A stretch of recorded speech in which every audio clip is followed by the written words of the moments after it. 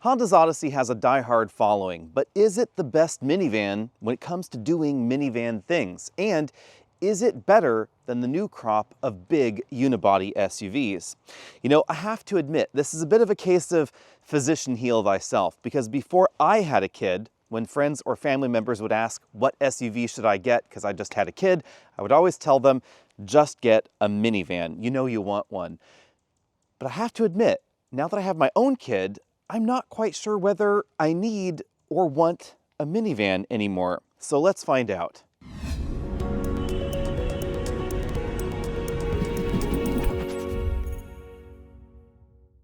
This is not the first time in recent memory that I've found myself pondering this particular existential question. I was recently driving the Pacifica plug-in hybrid, and I found myself asking the very same questions. Now, the Pacifica plug-in is still my favorite minivan in North America, mainly because of its plug-in hybrid drivetrain, but let's see how much of that thought process applies to the Honda Odyssey, which I think is one of the better looking minivans in North America. I think that the Kia Carnival is just a little bit more to my taste because the front end is a bit more squared off, a little bit higher, a little bit more SUV-like, but I think this is better looking than the Chrysler or the Toyota minivans. We also have a lot of standard features, and most of the look here is standard up front. The full LED headlights, the LED turn signals, etc. This model has LED fog lights below, and it has front and rear parking sensors, which oddly enough you find only in the top two trims. And that is a feature I would love to see standard on not just this, but every minivan in the US, because this is kind of big, especially in the back. Parallel parking can be a bit tricky without those sensors. Back in the 1980s, Chrysler cooked up the format of the modern American minivan. And by that I mean the general theory of what we see in front of us today. Front-wheel drive, unibody construction, sliding doors. Over the years and the decades, other companies have tried different formulas: rear-wheel drive, body-on-frame, four-wheel drive, hinged doors, etc. Even a mid-engined minivan happened for a while there from Toyota as well. But this formula has stuck around. And that's mainly because it's incredibly space practical. You don't have a frame underneath like you'd find in a big body-on-frame SUV, so you get a much bigger box on top. And they drive relatively well because the weight's low to the ground. The front-wheel drive nature is very space efficient as well. But back then in that world, things were different. Now, I'm not just talking about the fact that I was still shrinky-dinks in the 80s. I'm talking about the fact that we did not have the modern crop of unibody SUVs, or crossovers. When the original minivans came on the scene, we didn't even have vehicles like a Highlander or a Pilot.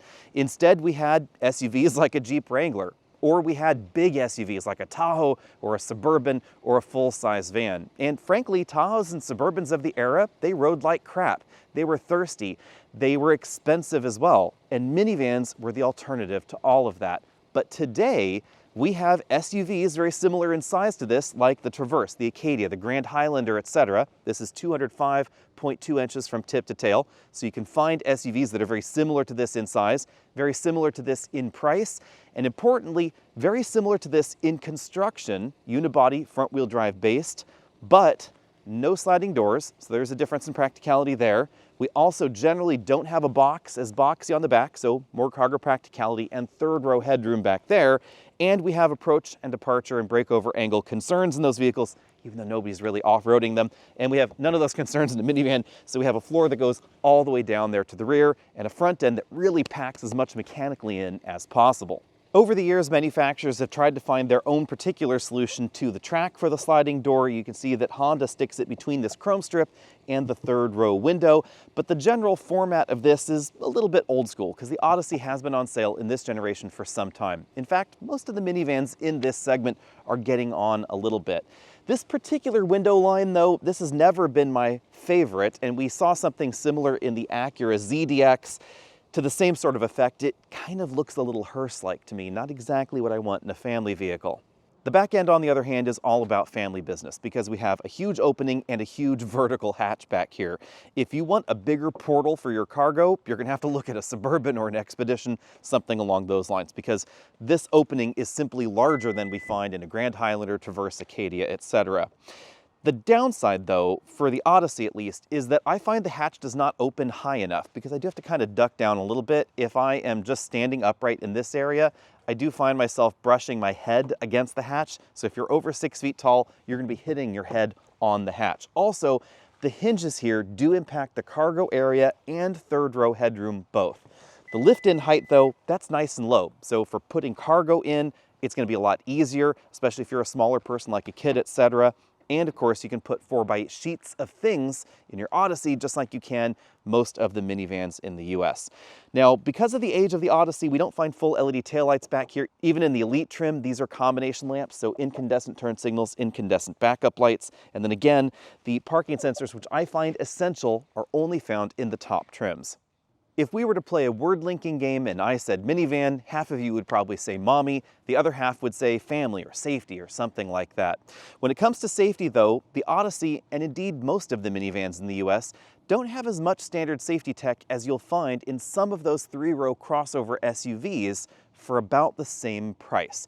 For the Odyssey, that's mainly the parking sensors, although everything else is standard in this model. The downside, though, is that the Odyssey doesn't perform as well in the latest crash tests as I think minivan shoppers might like. So if you are concerned about safety, not all the minivans should be on your shopping list. You may want to look at manufacturers' SUVs like Honda's own Pilot. Speaking of the Pilot, Honda's SUV and their minivan share basically the same 3.5-liter V6 and the same 10-speed automatic transmission. Under this hood, the engine produces 280 horsepower, 262 pound-feet of torque, and you'll get 19 miles per gallon city, 28 highway, and 22 combined in every single trim. Also very similar to the Pilot. The key difference is no all-wheel drive happens under this body. Well, we do find all-wheel drive in 2 of the competitors. The Sienna is the only all-hybrid entry in this segment, but it produces less power, 245 horsepower in that model. The trade-off is 35 to 36 miles per gallon, although you'll be hard-pressed to get that in real-world driving. But you can get Toyota's e-all-wheel drive system. If you'd rather have mechanical all-wheel drive, there's only one option, and that's the Chrysler Pacifica, the non-hybrid one, of course. You'll get 287 horsepower out of its V6 and basically the same fuel economy numbers as this. The Carnival, it also has a hybrid option, but it's very different. You can check out that video on the channel. That has horsepower very similar to the Sienna and performance similar to the Sienna, or you can get a V6 with, you guessed it, basically the same fuel economy as this model. Now let's dive into what minivans are all about, carrying people and carrying stuff. Up front, we find some of the most comfortable seats in Honda's lineup. I do think these are more comfortable than the seats in the Pilot, at least for my body shape at 6 feet tall, about 180 pounds. We have 4-way adjustable lumbar support on the driver's side, 2-position memory over there, and a tilt telescopic steering column with kind of a minor range of motion. It doesn't telescope out quite as much as I might like. So if you have longer legs, but your arms aren't quite as long, you might find it doesn't come out quite as much. And even for my height and my leg length, I actually want this seat all the way back in its tracks, and I wouldn't mind having the steering wheel just out a little bit further. Now the passenger seat doesn't have quite the same range of motion as the driver's seat. It's really close, and it does offer the 4-way adjustable lumbar support, but the seat bottom cushion does not adjust for tilt. The other thing you should know if you're taller is that we don't have quite as much headroom in here as we do find in most of the competition. When it comes to the second row, however, honestly, every minivan in the US is almost exactly the same size inside. Now, I know on the chart on the side of your screen it says that this has more combined legroom than we find in Pacifica or Sienna, but thankfully, as I promised a while ago, we are measuring every one of these vehicles ourselves, and intriguingly, we find almost exactly the same amount of room between the driver's footwell and the front seat back, between this seat back and this seat back, and the 2 seat backs back there. So actual space inside is shockingly similar. In fact, with the front seat all the way back in its tracks, where we have the same distance basically as in a Pacifica, in the second row, we actually have a little bit more room between the seats in a Pacifica. So some of those larger rear-facing seats would actually be easier to install, rear-facing child seats, I should say, would be easier to put in a Pacifica than this. But if you really want big, bulky child seats to be roomy, you want an ID Buzz, because it has the biggest second row and third row in the minivan segment. The key area where the Odyssey excels is the width of the second row, not the length of the second row. This is several inches wider than the Pacifica or the Sienna. So if you do plan on putting 3 bulky child seats back here, side to side to side, you want an Odyssey. Also, if you want a top trim and you want an 8th seat, like we find right here, you want an Odyssey, because most of the competition, whether we're talking about SUVs or even minivans, by the time you get to the top, they start deleting seats, and this is the first one to go. Now, if you don't plan on using the 8th seat and you'd rather have more of a captain's chair vibe, no problem. This is a 40-20-40 seat arrangement where you can take this little bitty middle seat out all by itself. You can also fold it down to use an armrest there and have 3 cup holders in. And this seat section also has its own latch anchors because everything back here is wide enough. Now, on the downside, we have a shoulder belt that comes out of the ceiling. That is not my favorite because if you are going to shoulder belt anchor a child restraint device into the seat, it's going to be skewed a little bit off to one side. And you should know that even though things are wider here than average, they're not wide enough to put a child seat in the middle and then still tilt and slide these seats to get in the back. That's something that only the Pacifica does really well because the way this seat moves, you'll notice seat back articulates, then everything slides forward. Also part of that magic slide design is the ability for this seat to slide to the center so you can get to the way back, but that won't work if you have the middle seat in place. So you do have some choices to make as far as exactly how you want to arrange things and people in the vehicle. But again, 3 sets of latch anchors here in the second row and definitely a lot of room. So what about the mother-in-law row? Well, let's hop back here and find out. Again, I do appreciate the fact that this is a 40-20-40 folding second row and the center seat does slide forward and backward independently as well. So if you want your child to be closer to the action up front, you can definitely do that. Let's go ahead and pull this seat back to its natural locking position. You can see I have quite a lot of legroom left, but not any more than we'd find really in the competition. The thing that we'll find in the competition that we don't find in the Odyssey is a squarer rear hatch area here.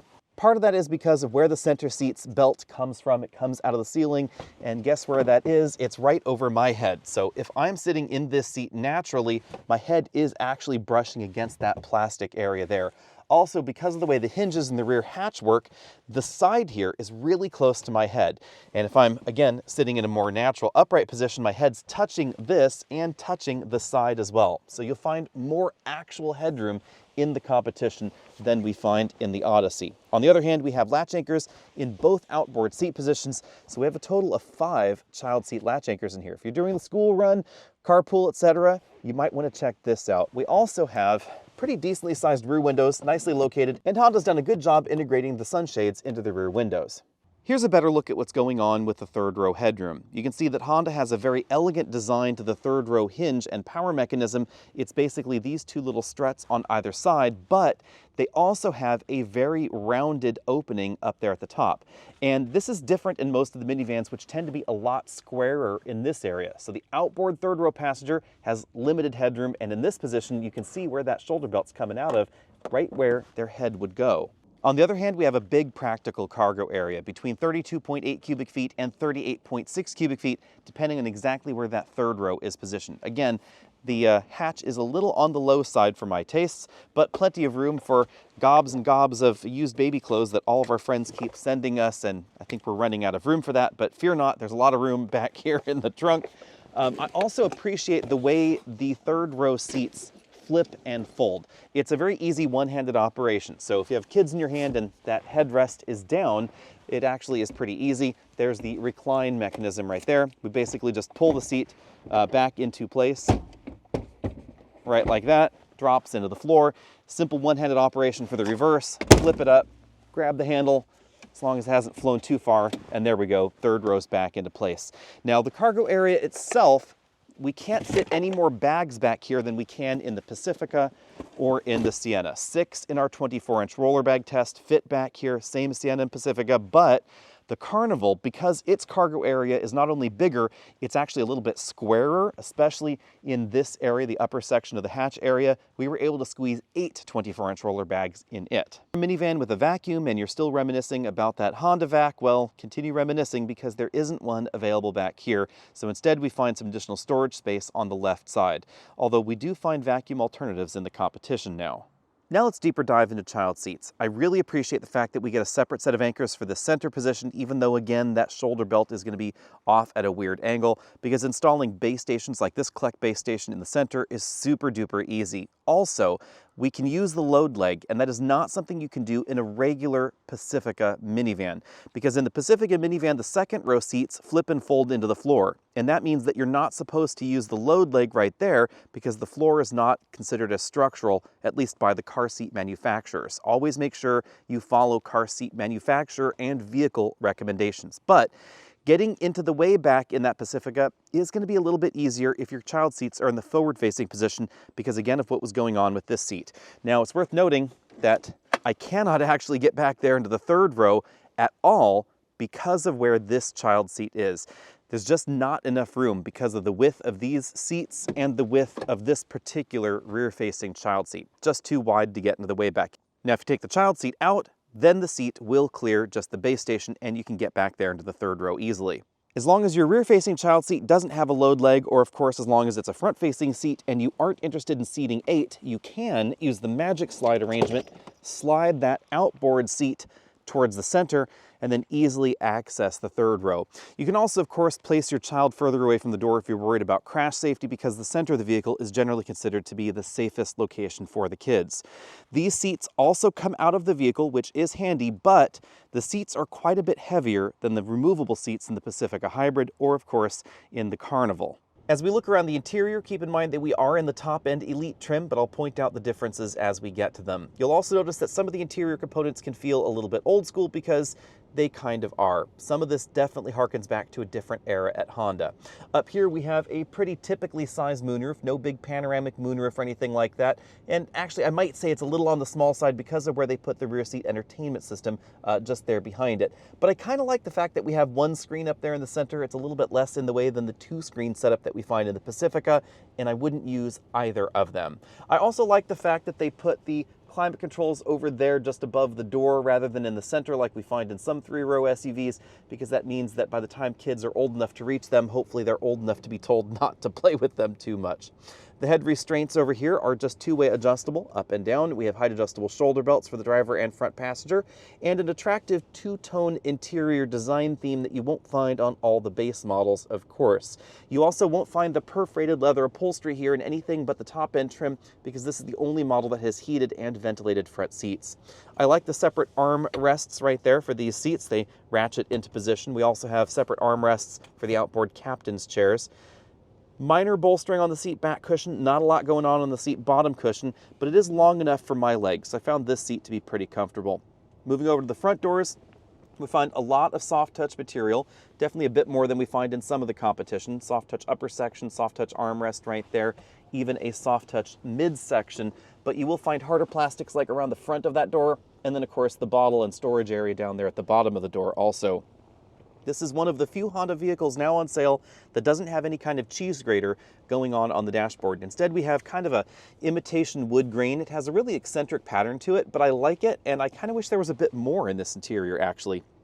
Wish they'd replaced some of these shiny black plastic bits with it, for instance.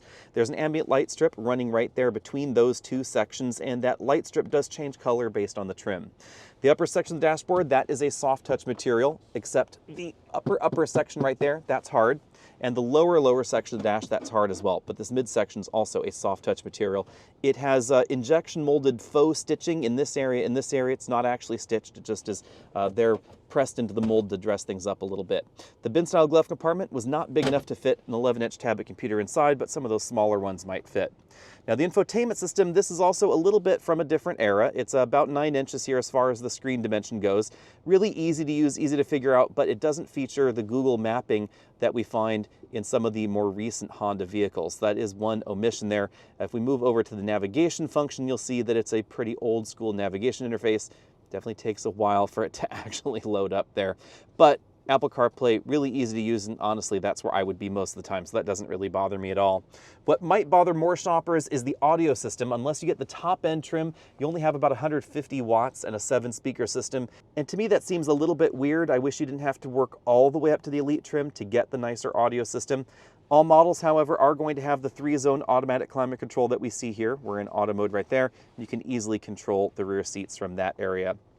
Also, we have, if I can find it in here, the cabin watch system and the cabin talk intercom system. That actually is kind of handy, although, you know, this is kind of an odd thing that I didn't consider until I actually had a child.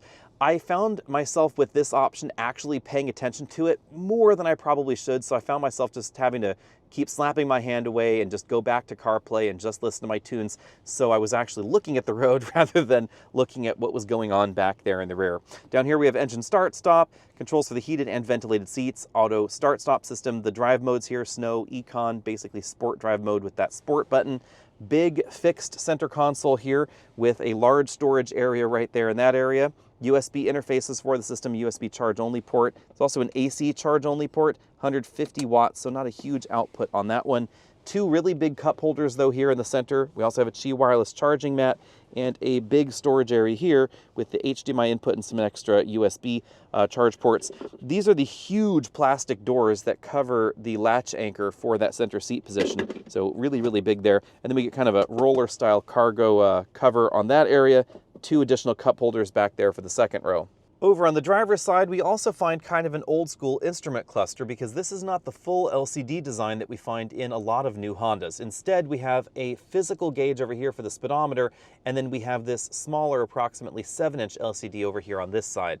It's not as configurable as the display that we find in other Honda models, but we do have things like our safety support, a few gauge settings there, range and fuel, speed and time, etc. We also have some audio system information if you want to pull that up there. The steering wheel, it's very similar to some of the other Honda sort of truck models, I guess you'd say, like the Ridgeline. We have track forward, backward over here, volume up, down, buttons to control that multifunction mini cluster, and then the adaptive cruise control controls, those are over there on that side. We also have paddle shifters on the back of the steering wheel, and I'm really happy about that because I do love the ability to adjust gears as you're going downhill especially. One really nice touch is that I think Honda's done a good job locating the buttons for the power side doors here. I think this is a really convenient location rather than having them up in the center console, although the passenger won't be able to help you with these doors. Open and close, of course, you can turn them on and off, and then we get the power rear hatch right there. Don't worry, I didn't forget about the sun visors. The driver and front passenger both have ones that have illuminated vanity mirrors, but they're no extensions and they do not slide. Also, you'll notice that all the lights in here are incandescent in the ceiling and of course in the vanity mirrors, so LEDs have not found this interior yet. As we get the Odyssey out on the road, it is important to remember that Honda has been selling us the same basic Odyssey since 2017. The changes since then have been relatively minor. Don't get me wrong, they're welcome. The bigger LCD here, the more modern instrument cluster, definitely welcome changes, but no big under-the-skin changes. And we have seen some slight suspension tweaks in some of the competitors. 0 to 60 though, that is changed versus the launch of this because we get a different transmission.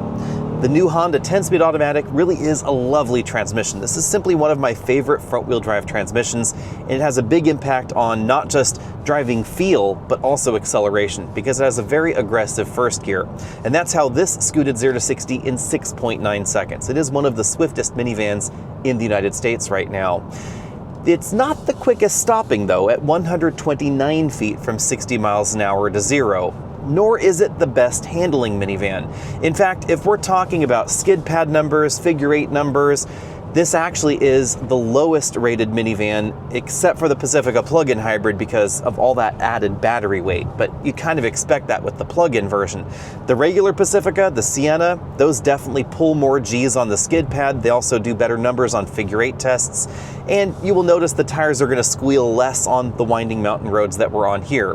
But the Kia Carnival is the real surprise because that one is the sportiest, I guess you'd say, in terms of not just the numbers, but also the way it grips the road and the way that it feels on the road as well. But the Carnival's drivetrain is just not as dialed in as the Honda's, and if I slow down here and floor it, the V6 sounds better here in the Honda as well. We have that classic Honda V6 sound, which I've always been quite partial to. When it comes to the handling score, I'm going to have to give this a C, because not only does it fall behind other minivans, it also falls behind a decent number of 3-row vehicles. So if we're talking about not just Honda's own Pilot, but also something like a Grand Highlander or a big Chevy Traverse, they're actually going to grip the road better than this. They have wider, grippier tires, they have different suspension designs, and importantly, they have all-wheel drive available as well. And if we're talking about Honda's Pilot, if you're cross-shopping this to the Pilot with all-wheel drive is going to be a lot more fun to drive, because not only does it have all-wheel drive, it has a torque vectoring all-wheel drive system, basically the Honda version of Acura's super handling all-wheel drive, and it's going to be a lot more fun out on roads like this. It's not going to be as family friendly, it's not going to be as cavernous on the inside, but it is going to be more fun to drive. Out on our usual gravel test road, I think the Odyssey does quite well. Compared to the Pacifica plug-in that we last tested, I think the ride quality here is a little bit better, and the rear suspension is really nicely done over uneven pavement, sort of undulations, where the rear suspension doesn't get upset like the Pacifica plug-ins sometimes can. Although you will notice that you will find a more elegant suspension design in most of the SUV competition, as long as we're talking about those unibody SUVs I mentioned before.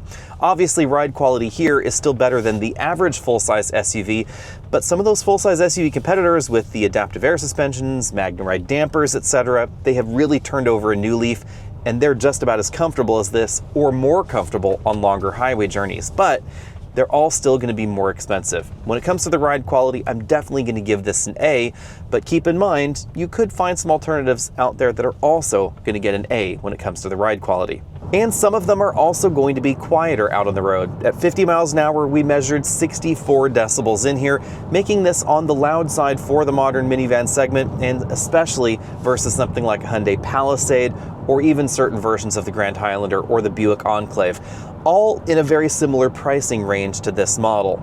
As far as fuel economy goes, that's not too different though. This has been averaging 21.1 miles per gallon over the last week of driving, and that's really basically the same as any of the V6 SUV competition.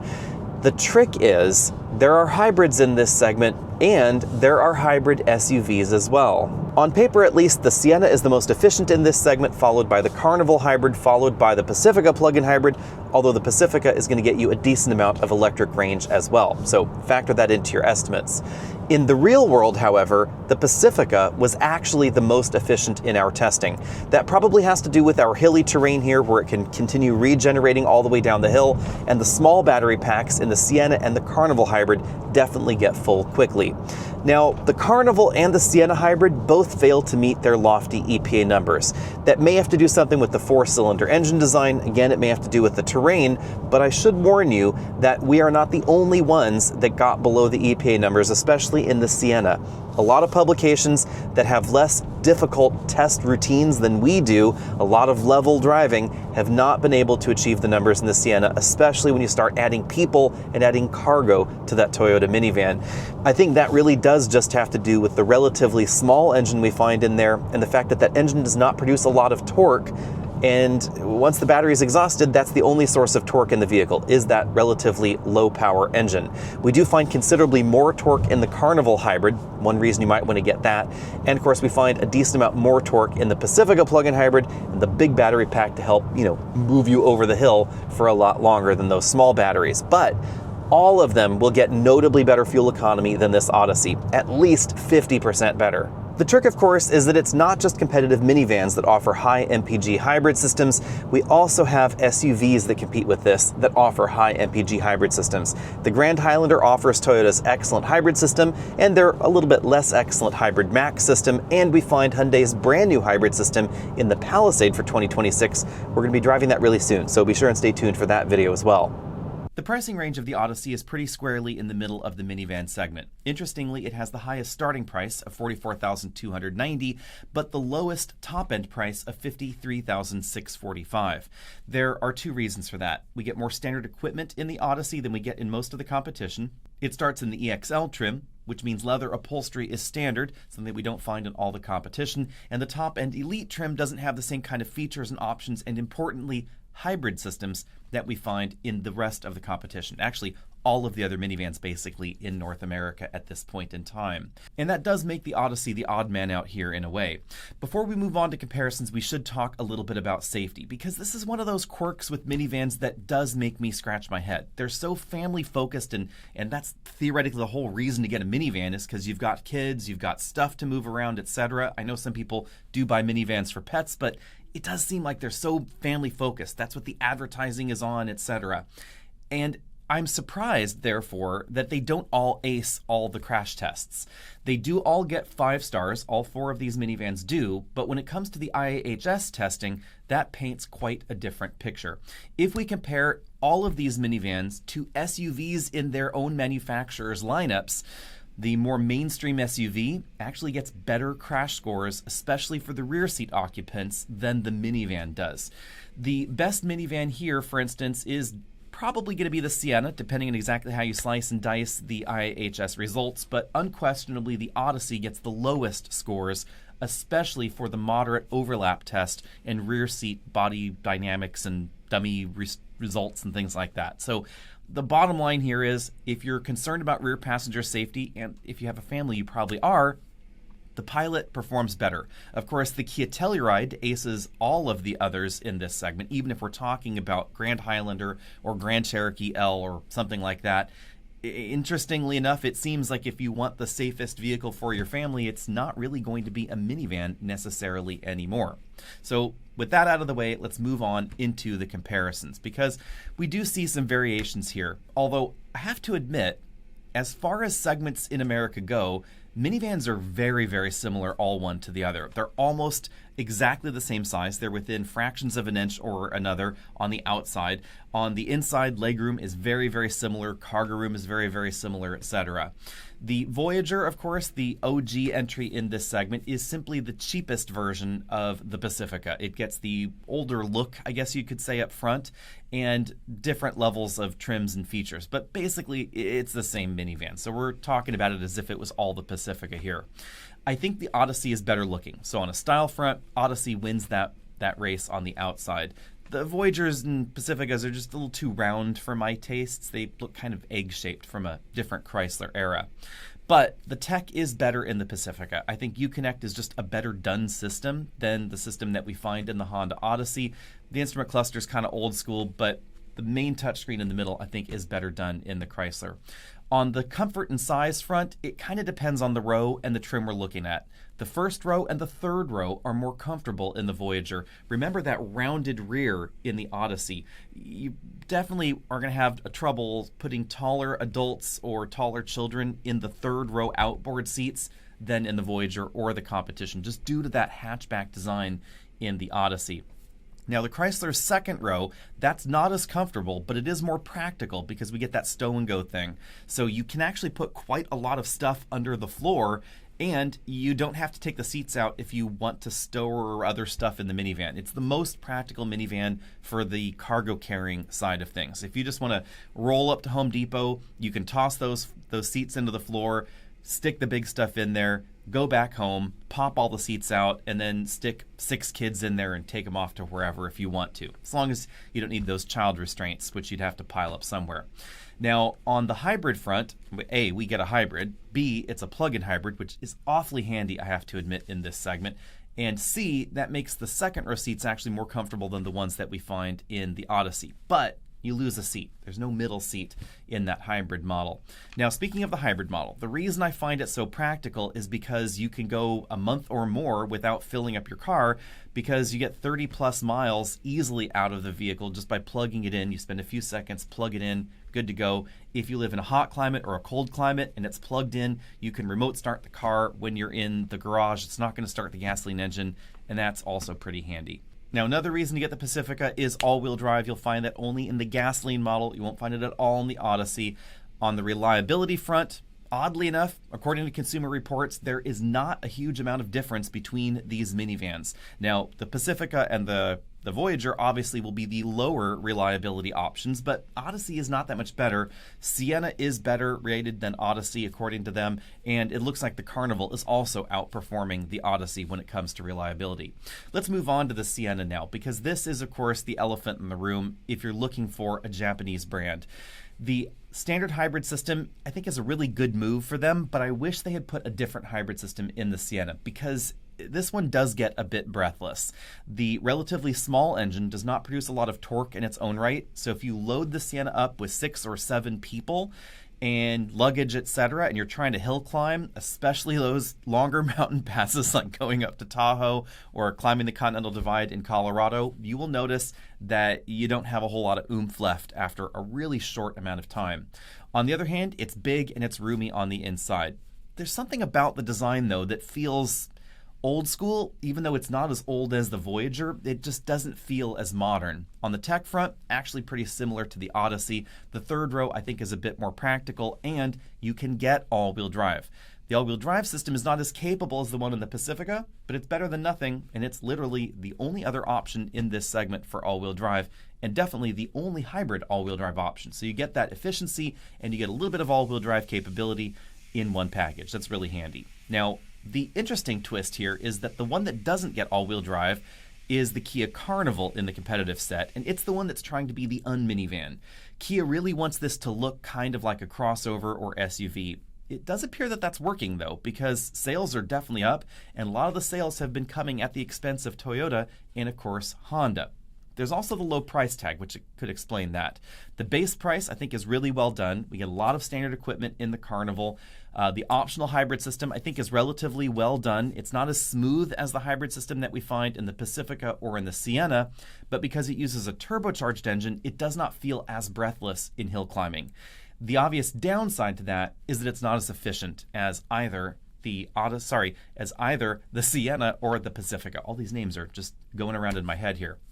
Now, the Carnival gets really good top marks when it comes to the tech. I think that the screen setup in the dashboard is really well done. It also has by far the biggest cargo area in this segment.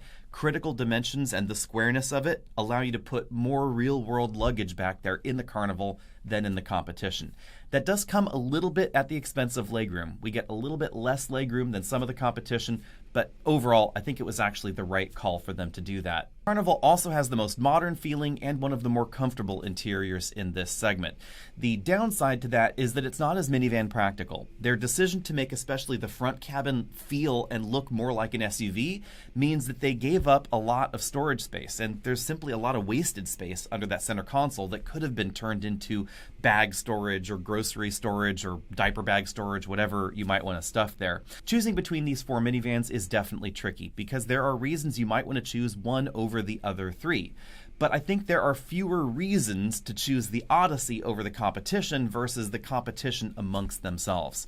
On the Voyager and Pacifica front, we obviously get that plug-in hybrid system, unique in this segment, but importantly, we also get the stow-and-go functionality and the child seat functionality in the second row. So when it comes to being a minivan, I think those two features are really quite handy. On the Sienna, obviously we get reliability, we get fuel economy, we get the option of all-wheel drive. I should say that's a win for the Pacifica as well. On the Carnival front, we get traditional minivan functionality for the cargo in the back and the seats in the back. They come out. They don't come out in the Sienna, one thing to keep in mind.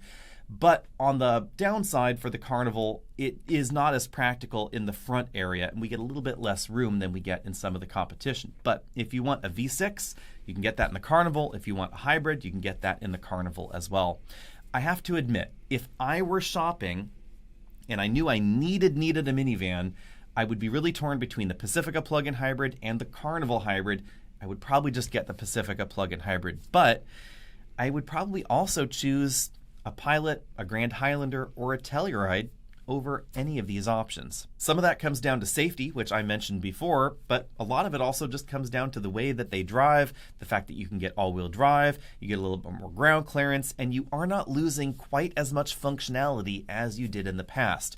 Especially if you look at something like a Hyundai Palisade or a Toyota Grand Highlander, they're really, really roomy on the inside. Not as roomy as a Sienna, but honestly, almost as practical. Let me know what you think about that as well. See all of you later.